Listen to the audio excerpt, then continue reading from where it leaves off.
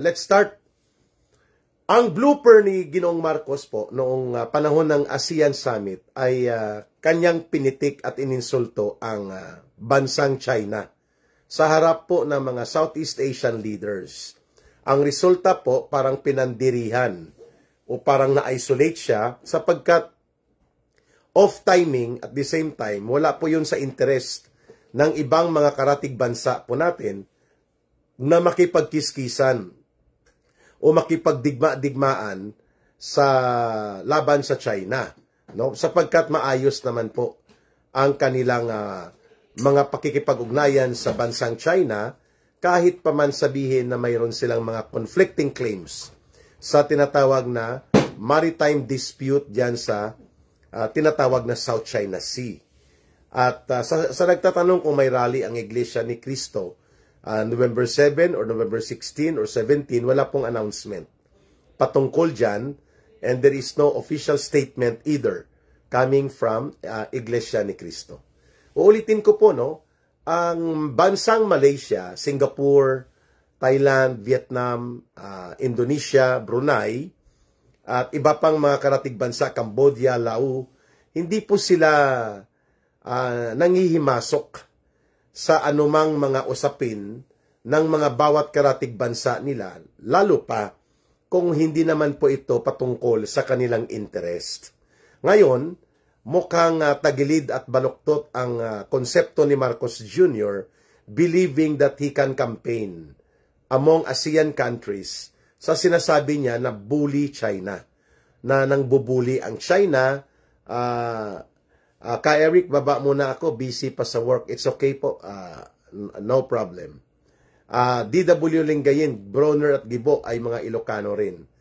Kaya nga po ang punto ko, sana man lang nagkaroon po ng fundamental na mga knowledge si Marcos pagdating po sa tinatawag na foreign relations at mga mabuting pakikipag-ugnayan sa iyong mga karatig bansa bago ka bumuka ng iyong bibig at magsalita sa isang formal forum na kung saan po pwede mong masaling o pwede mong ma-offend ang sensitivities ng ibang mga bansa. Kaya nga nag-react ang Malaysia, ang Singapore, at ang tingin nila sa Pilipinas ay parang instigator ng kaguluhan sa region po ng Southeast Asia.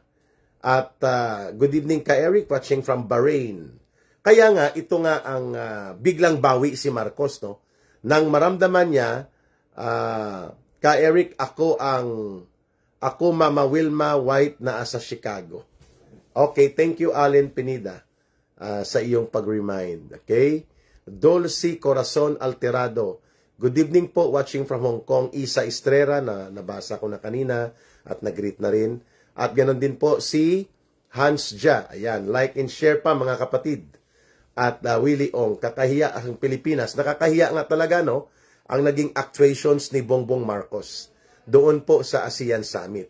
Subalit, biglang bawi siya nang makita niya at maramdaman na na-isolate po siya, no? Dahil hindi po ito interese ng ibang mga bansa na ating neighboring countries natin sa Southeast Asian region.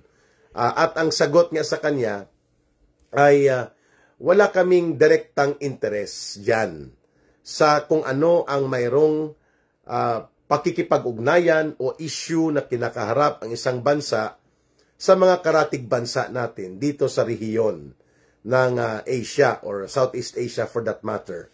For as long as nagkakaroon ng mabuting pakikipag-ugnayan sa ating mga karatig bansa, yan ang dapat i-promote. Ngayon, itong digmaan, tapang-tapangan at girian, pakikipagkiskisan ni Marcos, gamit po ang instigation ng Central Intelligence Agency or CIA na siyang nagpapatakbo ng kanilang psychological warfare and propaganda operations, biglang bumawi siya at sinabi niya na handa naman daw ang Pilipinas na makipagbabutihan sa China, lalo pa kung ito ay sa ikabubuti ng pakikipag-ugnayan sa negosyo, sa ekonomiya, at sa turismo.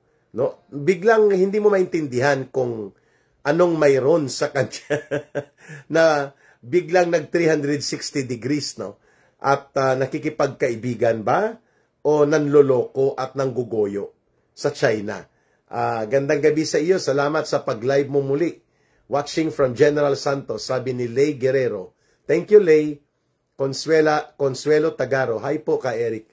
Kaya tayo pumupuna sapagkat ang unang patakaran sa diplomacy, sa pakikipag-ugnayan sa tinatawag na foreign relations, kailangan maingat ka. Bilang presidente, ikaw ang chief architect of the foreign policy and foreign relations ng bansa. And therefore, you bring along with you the dignity, the integrity, and the interests of the entire Filipino nation, of the entire Republic of the Philippines. Ngayon, kung hindi ka, Hans dyan, no? Biglang pihit, 180 degrees, sabi ng iba, 360 degrees talaga, umikot. At nakipagmabutihan bigla ang kanyang pahayag sa China. Mga kababayan, maganda po ang sagot ng Malaysia. Sabi niya, while we maintain our good relationship with America, bagamat ito ay malayo sa ating rehiyon, sa rehiyon ng Asia Pacific at ng Southeast Asia, we also maintain good relations among our neighbors like China. At walang masama doon. Tama! Yun po ang dapat na maging patas, balanse, matuwid at makatarungan na foreign relations because we cannot make yung aggressive, abrasive, and agitational and confrontational na uri ng pakikipag-ugnayan sa mga karatig bansa natin. And to think about this, siguro alaman nito ni Marcos that China is the second largest economy of the world. In the world, rather. Pangalawa po ito sa Estados Unidos o halos magkapantay ang China at ang Estados Unidos pagdating po sa pang-ekonomiyang katayuan. And China is the third largest military in the world. Yan pong katotohanan. And of course, without also taking undue regard, mayroon pa pong isa na dapat tingnan ni Marcos kung paano tinitimpla ng maayos ang mga kanyang binibitawang salita sa mga international forum kagaya ng ASEAN Summit. China is a major trading partner and economic partner of at least 122 countries in the world. Ganyan po ang katayuan ng China. So hindi po tama na kumo tayo ay nagkakaroon ng mga conflicting maritime claims sa napakalawak na body of water, itong South China Sea. Gagamitin mo ito na oportunidad para mangampanya at mag-agitate ka doon sa isang international forum na hindi naman yun po ang topic, hindi naman po yun ang layunin sa pagtitipon. Kaya nagmukhang engot, nagmukhang kulukoy si Marcos, pati ang ating bansa. At hindi lang po ito nangyari ngayon, ang pagiging isolated o pagiging nahihiwalay tayo doon sa ating mga karatig bansa na mga neighboring countries na tinatawag natin. At pinuna nga ito ng Singapore din, ang tapang-tapangan, digmaan at kiskisan na estilo ni Marcos at ng kanyang gobyerno in dealing with China. Let us not forget, it's not only China ang nagkakaroon ng conflicting maritime claims sa napakalawak na body of water na tinatawag na South China Sea. At may portion dyan na tinatawag nating West Philippine Sea. Nagkiklaim din po dyan ang Vietnam, ang Malaysia, ang Indonesia, mga kababayan, ang Brunei. So, bakit nagkakaroon ng mabuting pakikipag-ugnayan, diplomatiko, pang-ekonomiya, pang-negosyo, trade and investment, tourism, ang mga bansang ito like Vietnam, Malaysia, Indonesia, Thailand, and even Brunei with China, bakit hindi natin kayang gawin yon? Bakit kailangang makaisang panig tayo na magpaalipin bilang super tuta si Marcos ng Estados Unidos at ng Central Intelligence Agency ng Amerika sa kanilang proxy war and calibrated information war against China. Why are we allowing ourselves to be like that through the distorted and erroneous foreign policy postures ni Marcos? Ayun. Kaya naman, itong kanyang pagbabait-baitan at ang kanyang 360 degrees na pagpihit po dito kay Amigo Saldi, tikalo na si BBM, eksakto agad Amigo Saldi, bulastog, tikalon ba? Hambog, no? Wala namang ibubuga. Hindi nga kayang mapauwi at mapanagot si Saldico, no? Dahil sila naman ang nagpatakas talaga ng pinsan niyang kulukoy na si Martin Romualdez kay Saldico, no? Ito po ang bababa na po kaya si Bangag sa November 16 and 17. Hindi ko po alam kung anong pagkilo sa 16 and 17. There is no announcement about that na ang Iglesia ni Cristo ay kikilos po dyan, ano? Chris Dupax is watching. Thank you, Chris. Ito pa po ang punto ko. Matapos po itong pagpihit ni Marcos doon sa kanyang foreign policy statement hinggil sa kanyang pakikipag-ugnayan sa bansang China, sinuplak po siya ni Gibo Teodoro, ang kanyang defense secretary. Sabi ni Gibo Teodoro, why would we talk to China? Ang China hindi mapagkakatiwalaan. Walang sinseridad at ito ay hindi naninindigan ng tama sa kanyang mga sinasabi. At ito ay lumalabag sa ating bansa, sa mga karapatan natin, sa soberanya at sa ating mga teritoryo at sa ating mga paninindigan hinggil sa maritime relations. No, mga kababayan. Ngayon, ito ang sagot natin dyan. Una, si Gibo Teodoro ay walang karapatan na magsalita tungkol sa foreign relations. Much more na ang kanyang posisyon ay defense secretary. It has an implication of national security and it can agitate a situation na instead na diplomatic ang channel at mabuting pakikipag-ugnayan, ang kanyang mga statement ay patungo po sa agitation and aggressive na posturing. Exactly the way ang Estados Unidos, yung boss ni Gibo Teodoro, would like to frame that kind of statement, mga kababayan. Ang pinupuntuhan po natin dito, Gibo Teodoro as an alter ego of the president, and for that matter, only a cabinet secretary, he cannot override or he cannot step over the authority and the policy position of the president. No? Kita nyo kung gaano katarantado ang mga actuations at ang mga pinaggagawa at sinasabi ng mga cabinet secretary ni Marcos Jr. Walang karispe-respeto sa kanya dahil hindi naman talaga siya karispe-respeto, no? Ayan po ang pinupuntuhan dito ni Ka Eric. There is no business for Gibo Teodoro to intervene or make a position that can make a foreign policy relations and foreign relations program of the government become jeopardized. Malalagay po sa alanganin, no? Kita mo mga posisyon niya, ang China hindi mapagkakatiwalaan, ang China walang isang salita, ang China ay nilalapastangan ng ating mga sovereign rights, mga kababayan. Those statements are very aggressive. At yan po ay unbecoming of a government official na nagsasalita na ang iyong presidente at yun ang chief architect ng foreign relations and foreign policy, and yet ikaw ay makisawsaw pa. Hindi nga may paliwanag ni Gibo Teodoro paano itinago niya ang isang napakalaking issue na siya pala ay nagkaroon ng Maltese citizenship sa bansang Malta sa Europe at nagkaroon siya ng passport na bilang isang Maltese citizen. Ang bansang Malta po, notorious ito among European nations. Sa European Union, naka-red flag po ito na ito ang bansa na dinadaanan ng backdoor ng mga money launderers, ng mga financial and economic criminals at ng mga sindikato na gustong magtago ng mga pera na ninanakaw nila sa kanilang bayan o sa organisasyon. Yan po ang pagkakakilanlan sa bansang Malta.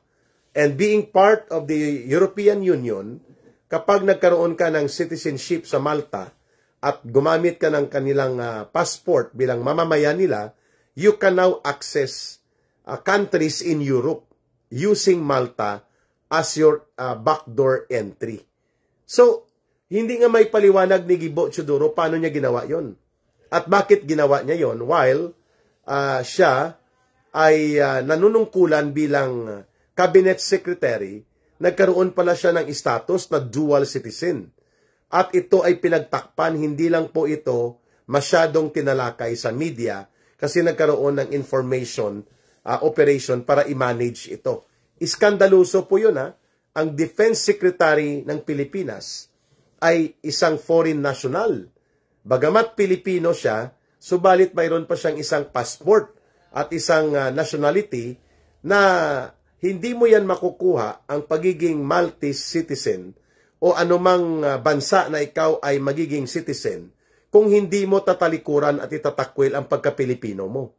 Ngayon ang tanong kay Gibo Teodoro, kailan mo na reacquire ang iyong pagka-Pilipino at anong nangyari doon sa pagtatakwil mo sa pagiging Pilipino mo at the time na ikaw ay kumuha ng iyong Maltese passport at naging Maltese citizen ka. Wow! Ngayon magkaroon si Gibo ng kapal ng mukha na i-override, i-overstep niya ang Pangulo niya, ang kanyang boss na si Marcos Jr., pagdating dito sa pagtapang-tapangan at pakikipagkiskisan sa China. No? Nakakabahala po ito, no? Can Gibo Teodoro all by himself design and approve a foreign policy, a foreign relation program? No, he cannot do that. Hindi po siya ang presidente. Pero ginagawa niya ang lakas ng loob at apog ni Gibo Teodoro para tapakan ang mga pahayag na ginawa ni Ginoong Marcos hinggil po dito sa ugnayan sa China, mga kababayan. Kaya nauubos ng buhok ni Gibo sa kapuputak. I agree. Has Garcia. I like that comment. Naubos na daw ang buhok ni Gibo. No? Si Gibo matanda na gumawa na sana ng mabuti. Tama kayo, Has Garcia. Naging spokesperson siya ni Bangag nang mali naman ang kanyang pinagsasabi. No? Ito nga ang punto de vista ni Ka Eric. Ang panawagan at deklarasyon ni Marcos when he was still running as a candidate for president noong 2022 election, sabi niya ay ipagpapatuloy ko ang patakaran ng Pilipinas na friend to all, enemy to none, or enemy to no one. Ibig sabihin po, open foreign policy, Filipino first, and then friendly and diplomatic relations will be established vigorously on the basis of mutual diplomatic interest at hindi ang pakikipagbanggaan o pag-create ng conflict or ano pa mang geopolitical na mga issue na pagmumulan ng hindi magandang ugnayan ng ibang mga bansa at ng Pilipinas. Yun ay isang policy program na idineklara niya ng siya'y kandidato pa. Aba, wala pang 3 buwan nang umupo ang kulukoy na Marcos Jr. ay biglang lumuhod at kanyang hinalikan ng tulotodo ang talampakan ni Joe Biden at ng Estados Unidos. Nagpaka-super tuta. In the interest na baka hindi na sila singilin at i-pressure ng American government ng $365 million na utang nila sa mga buwis, sa mga ninakaw na kayamanan na iniimbitahan sa kanila. Tumutunog po yung alarm ng NDMRRC, no, sa super alert, no, sa bagyo na paparating, no, several hours from now. Habang nagla-live tayo, narinig nyo, tumutunog kay Langging Papupots, no, na cellphone, ang sa kay Langging na phone yon. At maya-maya tutunog din itong sa aking mga phone, no. Ilang beses na po nagbibigay ng red alert warning ang NDMRRC, no. In fact, naka-red alert po na or high alert status ang buong Iloilo City right now. Upon declaration of Iloilo City Mayor Raisa Treñas. So, maling-mali po itong ginagawa ni Gibo Teodoro, ni Boy Maltis, or ni Boy Malta. Kasi po, nang tumakbo siyang senador, itong si Gibo Teodoro noong 2022, 2022, according to him, ay na-reacquire niya ang kanyang Filipino citizenship matapos niya itong tinalikuran at itinakwil in favor of a Maltese citizenship. And by the way, para makakuha ka ng Maltese passport at maging citizen ka nila at ikaw ay maging eligible sa passport nila, pwede kang makakuha nito kapag mayroon kang 60 million pesos or 100 million pesos na worth of investment sa Malta. So parang binibili mo na rin po ang iyong pagiging Maltese citizen kasi mahalaga yan kapag naging Maltese citizen ka, entitled ka to travel and do business all over Europe, lalo na sa mga bansang kasapi ng European Union. Yan po yun kung bakit maraming mga kawatan at magnanakaw na mga politiko ng iba pang mga bansa, hindi lang sa Pilipinas, ang dumadaan ng Malta para makakuha ng panibagong citizenship. Hindi pa yan ay paliwanag ni Gibo Teodoro. At ito po ay nagkaroon lamang ng, sabi ko nga, media management. Kaya hindi ito napukusan, hindi napuruhan ito. Ngayon, this is a very dangerous situation when the Defense Secretary, aside from questionable loyalty, aside from questionable and dubious anomalous involvement into having a foreign citizenship and foreign passport, at hindi niya ito na ipaliwanag paano nagkaroon siya muli ng Filipino citizenship, kailan na reacquire, at anong status ng kanyang pagiging foreign national being a Maltese citizen. At hindi rin may paliwanag kung dual citizen ba siya o hindi. Kasi bawal po yan sa batas na maging opisyal ka ng gobyerno, elected man o appointed, kung ikaw ay dual citizen. Okay?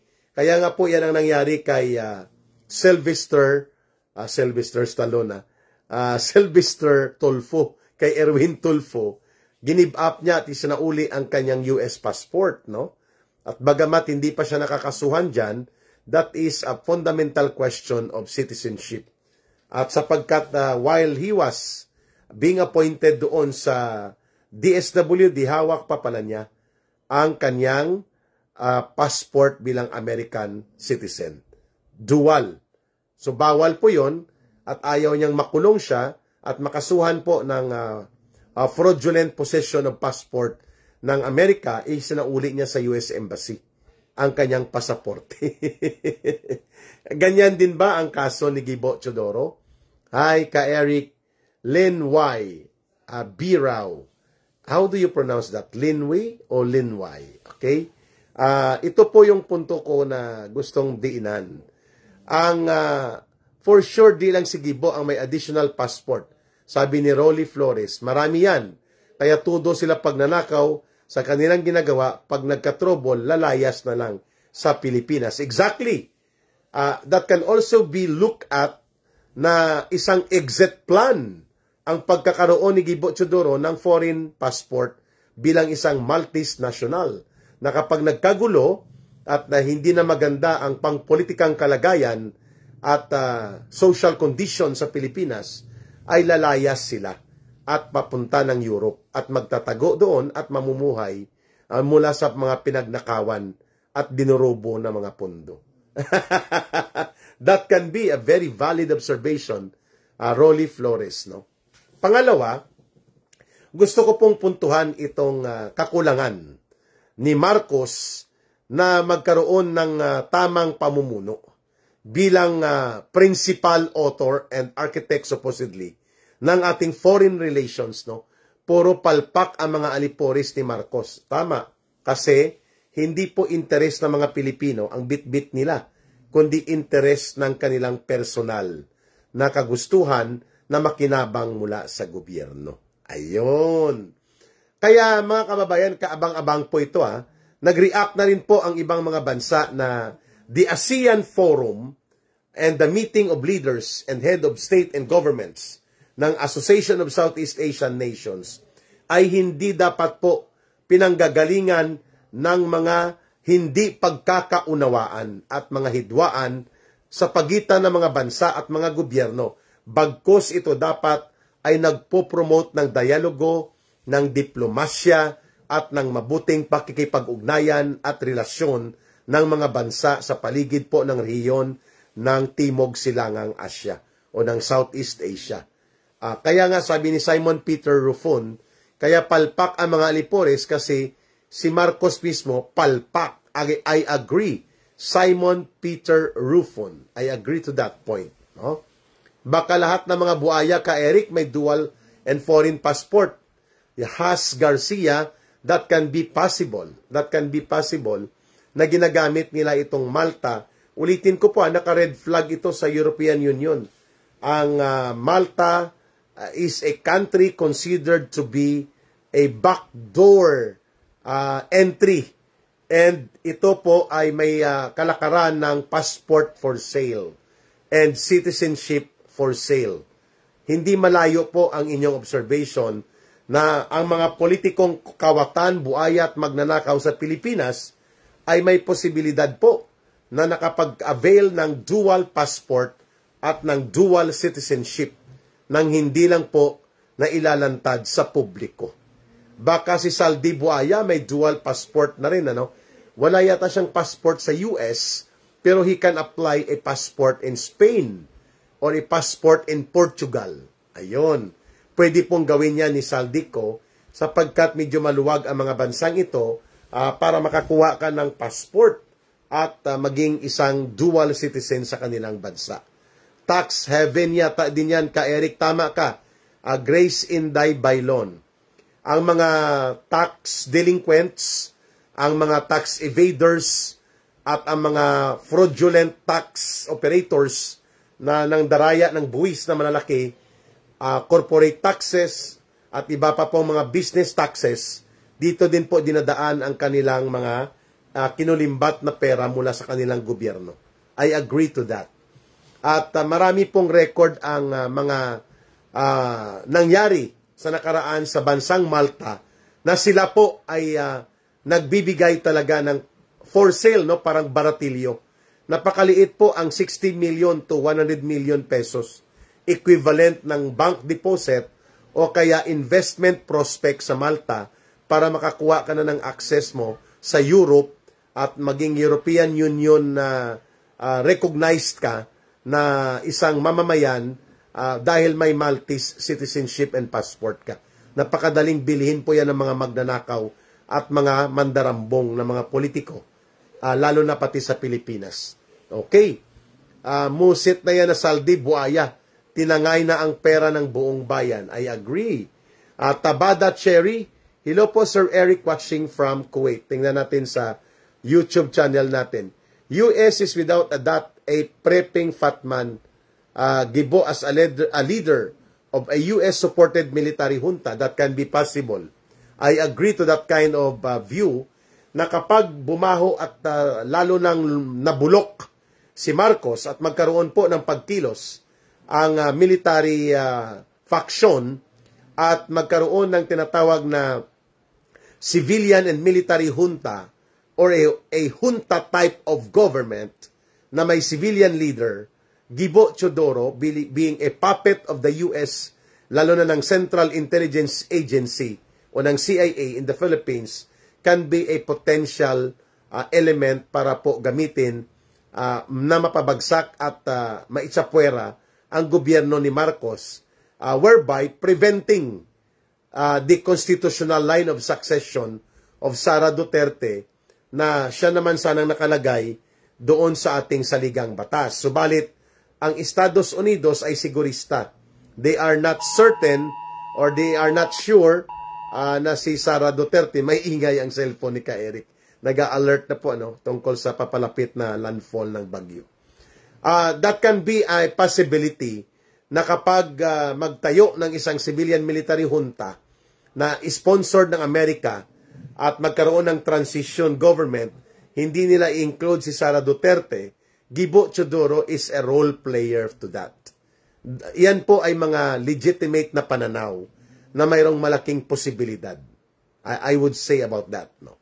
Pero isa lang po ang pinatutunguhan nito. Kung si Marcos ay mayroong pamumunong tama, matino na pag-iisip, matuwid na direksyon, at mayroon pong matatag na pundasyon ng integridad bilang isang leader, hindi mangyayari ang mga ganitong uri ng estilo ng mga kapalpakan at kabulukan na ginagawa ng kanyang mga alipores. Mantakin mo, ang iyong defense secretary ay mayroong dual citizenship issue, may foreign passport at isang foreign national some other time in his life, and yet hindi mailinaw ito sa publiko. Dapat man lang sana nag-leave of absence ito o pina-leave of absence niya at nagkaroon muna ng officer in charge dito sa ating Department of National Defense. Instead, pinanatili at pinanindigan ni Marcos ang maanomalya at very questionable na mga sirkumstansya involving kay Gibo Teodoro. No? Pangalawa, hindi nga niya pinupuna at hindi niya sinasagot o hindi niya itinutuwid itong baluktot at aggressive, abrasive, and very confrontational and agitational na mga tirada ni Gibo Teodoro at nitong Commodore Tariela ng Coast Guard, no? As if they own the exclusive franchise na sila lang ang pwedeng magmahal ng bansang Pilipinas at ang lahat ng kritiko against their agitational, confrontational, and distorted line of geopolitical interaction with China at parang sila ay mga diplomat, no? At parang sila na ang namumuno ng Department of Foreign Affairs kapag nagsalita itong si Gibo Teodoro at itong si Commodore Tariela, kapag pinuna at binangga mo ang kanilang baluktot na pananaw, which is aligned to the propaganda operations of the CIA and the American deep state operators, at hindi naman tumutugma sa diplomatiko at mapayapang posisyon dapat na tinatahak ng ating bansa, tatawagin kanilang maka-China. Bibirahin nila ng tinatawag na false nationalism, yung peke na pagiging nasyonalista. Sapagkat, paano ka maging nasyonalista kung ikaw ay ahente ng Amerika at ng Central Intelligence Agency, kagaya ni Gibo Teodoro at nito ni Tariela? Ano? Ako sigurado ako, hindi ako ahente ng mga Duterte. Hindi rin ako ahente ng China. Ako ay nagsasalita para sa aking mamamayan, sapagkat ako ay nagmamahal din sa ating bansa. Pero hindi naman ako pwede na maging alipin ng Amerika o kaya maging alipin ng China. Ang punto de vista ni Ka Eric very clear. We need to balance and we need to be practical and sincerely diplomatic sa ating mga pakikipag-ugnayan sa mga karatig bansa. If we can do that to America, why can't we do that, and why can't we afford to do that sa mas malapit na neighbor natin? Whether we like it or not, hindi po natin pwede natanggalin ang China na siya ay neighbor natin. Karatig bansa yan natin dito sa rehiyon ng Asia-Pasipiko, at ito po ay mananatiling katotohanan.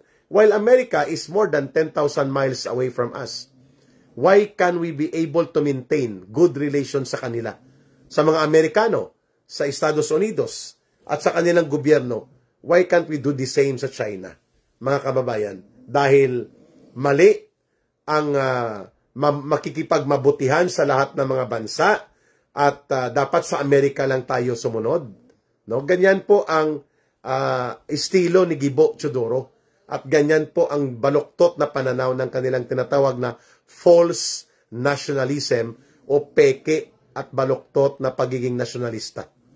Nabudol talaga ang 32 million na Pilipinos sa pagboto kay Marcos, the worst president ever. I agree, Ma'am Grace Inday Bailon. Noli Bugatti, si Marcos ay wala sa focus. Siya ay panira sa kaayusan ng ating bansa. Tama, Noli.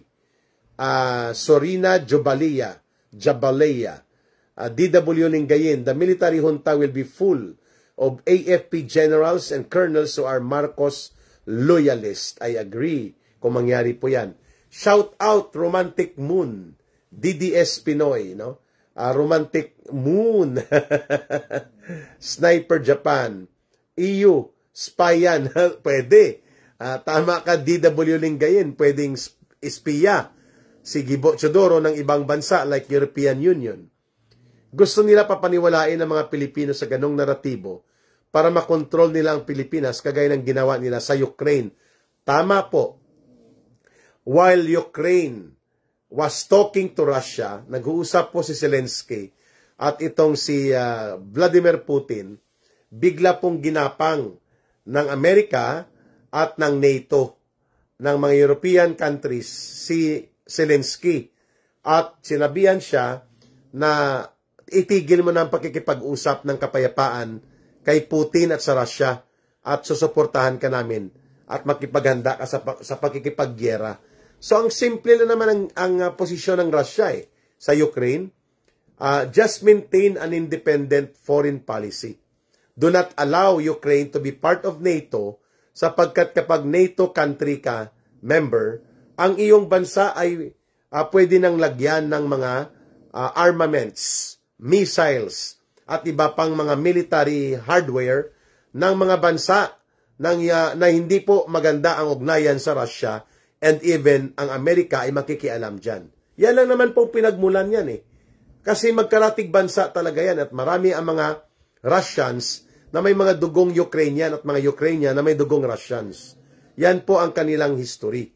Subalit dahil sa pakikialam ng European Union, pakikialam po ng NATO, pakikialam po ng itong North Atlantic Treaty Organization na kinokontrol at pinupunduan ng Amerika, nagkaroon po ng giyera sa Ukraine at Russia. At ngayon, more than 1 million ng mga mamamayan ng Ukraine ang namatay and more than 3 million ng kanyang mamamayan refugee and more than 60% ng kanyang lungsod wasak. Imagine, anong napala ng mga mamamayang Ukraine sa katarantaduhan at kabubuhan ni Zelensky? Wala, mga kababayan. At ngayon po, nais nang putulin ng Amerika ang $50 billion a year na war support sa kanila. At ang NATO, wala pang 25% ng kanilang promesa ang dumating para sa Ukraine.